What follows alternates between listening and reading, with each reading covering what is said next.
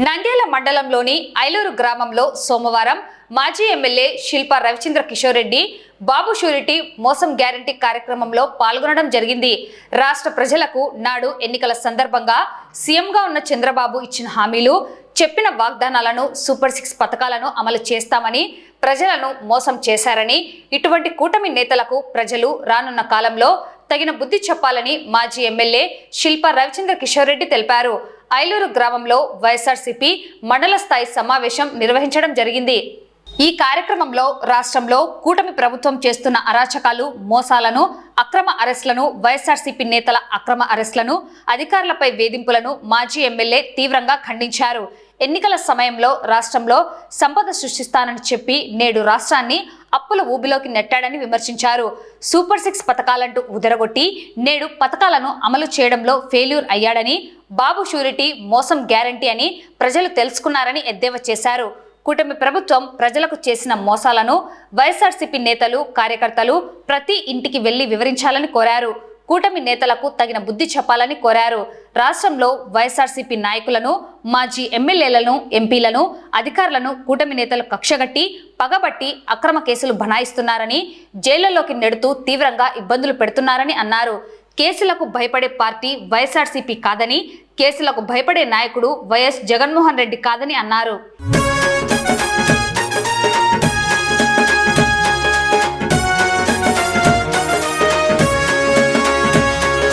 నంద్యాల గడ్డ మీద తొలి పొద్దై పొడిసిండో అన్నో, తలరాతను మార్చగా పేదల గుండెను తొడిమిండో, మా పల్లె గడపల్లో ప్రమిదల్లే వెలిగిండో అన్నో, శిల్పారవెన్న చల్లని ప్రేమను పంచిండో, ప్రజా ప్రగతికి నిచ్చెన వేసి ప్రతిపక్షాల మెడలను వంచి ఫ్యాను గుర్తు జెండాలను ఎత్తిండు.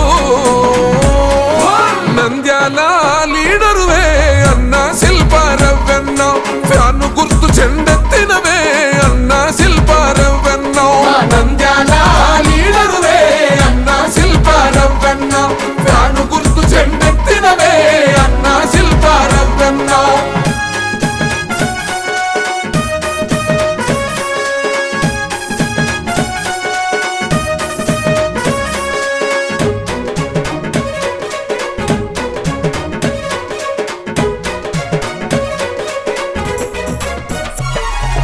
కోట్ల నిధులను తెచ్చిండు, కొత్త వెలుగులను పంచిండు, ప్రజాపాలనందించిండు, ప్రగతిని ఎంతో చూపిండు, యువతకు శిక్షణ ఇచ్చిండు, ఉపాధి అన్నా చూపిండు, భవితకు బాటను వేసిండు, బ్రతుకులను సరిదిద్దిండు. వర జగనన్న సంధించిన బాణం, వైసీపీ చెండెత్తిన హృదయం, నంద్యాల జన ప్రపంచనం అన్నా. నంద్యాల లీడరువే అన్న శిల్పారవెన్న, ఫ్యాను గుర్తు చెండెత్తినవే అన్న శిల్పారవెన్న. నంద్యాల లీడరువే అన్న శిల్పారవెన్న, ఫ్యాను గుర్తు చెండెత్తినవే అన్న శిల్పారవెన్న.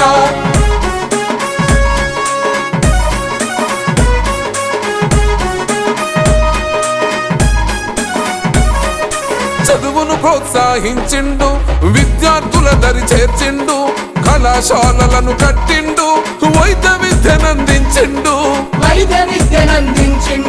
త్రాగునీరును తెచ్చిండు, పల్లెలకు అందించిండు, జనం దాహార్తి తీర్చిండు, పేరును ఎంతో పొందిండు.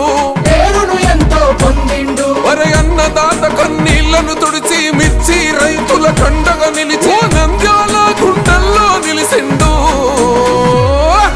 నంద్యాల లీడరువే అన్న శిల్పారవెన్న, ఫ్యాను గుర్తు చెండెత్తినవే అన్న శిల్పారవెన్న. మీ కళ్ళ ముందు చాలా మంది అడుగుతుంటారు, గత ప్రభుత్వానికి ఈ ప్రభుత్వానికి తేడా ఏంది, గత ప్రభుత్వానికి ఈ ప్రభుత్వానికి తేడా ఏంది అని. మామూలుగా మీరే ఆలోచించండి, 1923 నుంచి ఈనాటి వరకు ఒక్కసారి మా నాన్న అప్పటికి 3 సార్లు పోటీ చేసినాడు, ఒక్కసారి కూడా మాకు ఓటేయలేదు. నేను నాతో కలిపితే 4 సార్లు. 20 సంవత్సరాలలో మాకు కానీ మా తండ్రి గారికి కానీ ఒక్కసారి కూడా ఓటేసేయలేదు. ఐలూరులో అయినా సరే ఎప్పుడైనా మన పార్టీకి చేసినాడంటే ఏనాడు చేయలేదు. కానీ ఒక రోజు తెల్లవారుజామున ఆయన కూడా అంటే ఆయన ఆరోగ్యం బాగాలేక ఆయనకి గుర్తులేదు.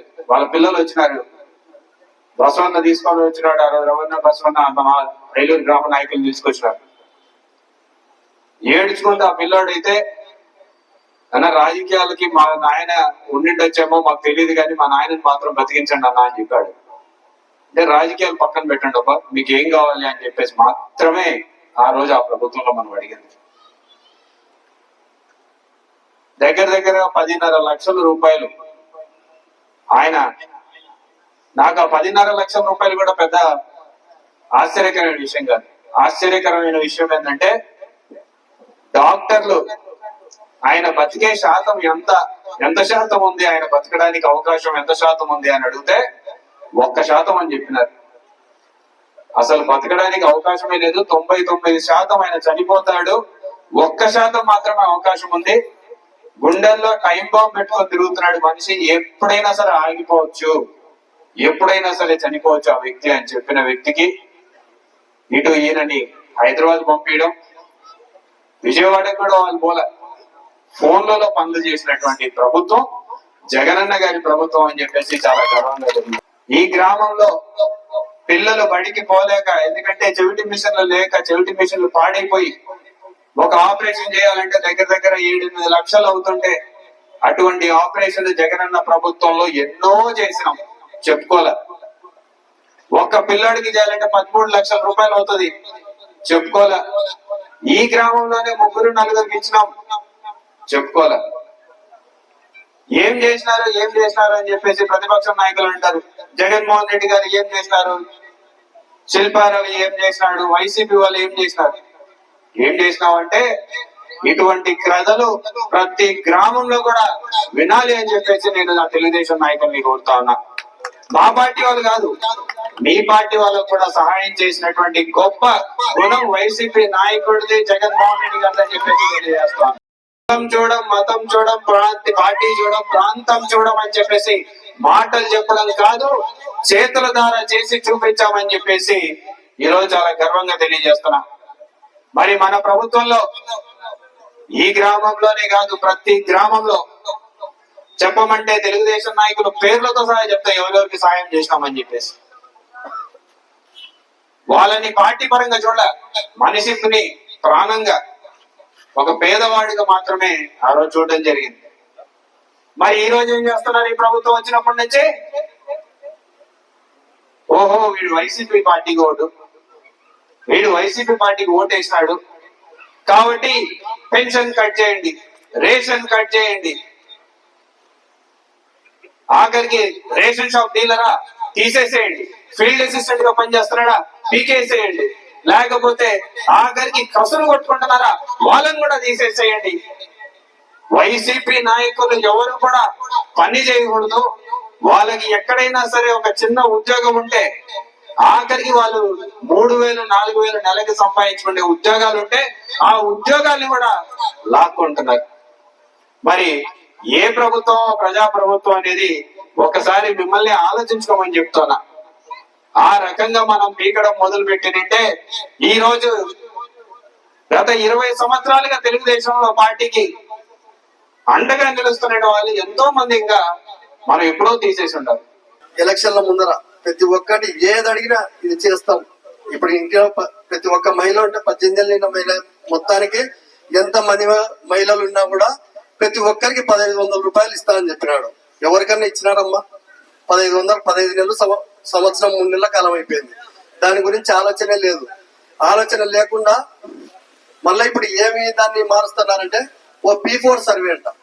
P4 అంటే ఏమని అర్థం అంటే అది కూడా క్లుప్తంగా, P4 అంటే మన ఊర్లోనే ఒక 100 మంది సహకారులు ఉంటే ఒక 10,000 మందిని వాళ్ళని దత్తత తీసుకొని వాళ్ళని సాకాలంట. అదే ఏదేనమ్మా?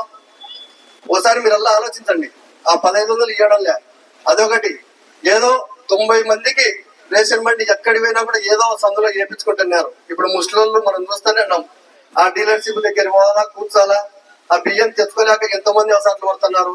అదే బండి ఉంటే బండి ఏదో ఒక సందులో ఒక మూలకు వస్తుంది, అది తీసుకుపోయి తెలియకుండా అంతా తీసుకుపోతున్నారు. ఇప్పుడు ఏమైనా బండి వస్తుందా మనకు ఎవరికన్నా? వాళ్ళు చెప్పింది ఒకటి చేసేది ఒకటి. అదే ఒకటి ఇంతవరకు 15 నెలలు అయింది, ఒక్కటన్నా ఒకటి కొత్త పింఛన్ ఇచ్చినారా? ఆ పొద్దు మన కోడ్ వచ్చి ఆగిపోయిన 60 పింఛన్లు అవి కూడా ఇంతవరకు శాంక్షన్ చేయలే. ఏమనంటే ఇప్పుడు వస్తుంది, రేపు వస్తుంది, ఎల్లుండి వస్తుంది, ఇదే వచ్చేది. ఇంకా ఏం లేదు, అదొకటి మోసము. అదే విధంగా మనం మన గ్రామ పరిస్థితి ఆలోచించుకుందాం. పోయినసారి నాడు నేడు కింద మనం స్కూల్లో కట్టించుకున్నామా లేదా? ప్రతి ఒక్కరు పోయి మన స్కూల్లో చెక్ చేసుకోవాలి. ఎంత నీట్ గా స్కూల్ చెక్ చేసి కట్టించుకున్నామంటే అంత నీట్ గా కట్టించుకున్నాం. అది ఎవరు? మన వైఎస్ఆర్సీపీ గవర్నమెంట్ లో మన జగనన్న ముఖ్యమంత్రి ఉండగా, మన రెవెన్యూ ఎమ్మెల్యే గారు ఉండగా. ఇప్పుడు ఏమన్నా బడికి ₹1 అంటే ₹1 ఖర్చు పెడుతున్నారా? ఏం లేదు. దాంట్లో పోయి ఊరికి ఫోటోలు దిగుతున్నారు. ఫోటోలు దిగి బాలగంగమ్మ స్కూల్ అని చెప్తున్నారు. ఇంతమంది ట్యాబులు ఇచ్చినాడు. ఎందుకు ఇచ్చినాడు ట్యాబులు? సిబిఎస్ఈ సిలబస్ డెవలప్ చేసి, ఇంగ్లీష్ మీడియాన్ని డెవలప్ చేసి, దాన్ని ప్రతి ఒక్క బీద పిల్లలకు చేర్చాలనే ఉద్దేశంతో ఆ విధంగా ట్యాబులు ఇచ్చి ప్రోత్సహించి, మన బీద పిల్లలు కానీ ఎవరన్నా కానీ ఆ బళ్ళకు పోతే చేసుకోవాలనే ఉద్దేశంతో ఆ విధంగా ట్యాబులు ఇచ్చి సిబిఎస్ఈ ఇంగ్లీష్ మీడియం తీసుకొచ్చి దాన్ని తీసేసినారు. ఏమంటే ఇంగ్లీష్ మీడియం కానీ ఎవరన్నా కానీ వాళ్ళ పిల్లలు వాళ్ళే చదువుకోవాలా, మిగతా వాళ్ళు ఎవరు చదువుకోకూడదు.